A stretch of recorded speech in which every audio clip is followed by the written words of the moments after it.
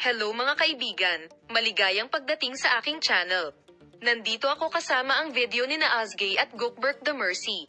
Ang matagumpay na aktor ng Turkey na sina Özge Yildiz at Gökberk Demirci ay gumawa ng isang matapang at hindi inaasahang hakbang, direktang tinutugunan ng publiko sa pamamagitan ng pahayag at tinapos ang patuloy na mga tsismis at mga haka-haka tungkol sa katayuan ng kanilang relasyon.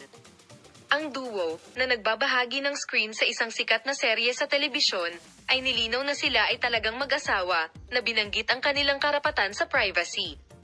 Nagbukas ang press conference na may magkasanib na pahayag kung saan ipinahayag nina Yildiz at Demirci ang kanilang pagkabigo sa patuloy na pagsisiyasat ng kanilang pribadong buhay. Oo, palagi naming sinisikap na panatilihing hiwalay ang aming personal at propesyonal na buhay, ngunit ngayon ay oras na upang ayusin ang sitwasyon.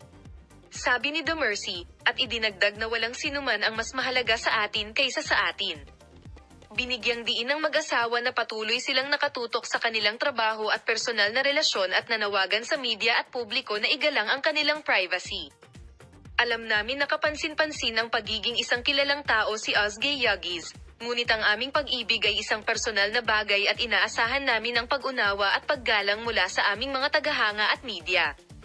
Habang kumalat ang balita ng press conference, ang mga social media platform ay napuno ng mga mensahe ng suporta mula sa mga tagahanga gamit ang Özge Yildiz Gökberk Lova HD. Ang tapat na paglapit ng mag-asawa sa mga alingawngaw ay hinangaan, at marami ang pumalakpak sa kanilang katapatan at kalayaan.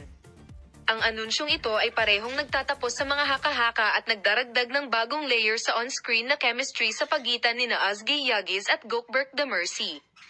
Makakapaghintay na ang mga fans kung paano makakaapekto ang kanilang real-life romances sa dynamics ng mga karakter na ginagampanan nila sa kanilang mga proyekto sa telebisyon.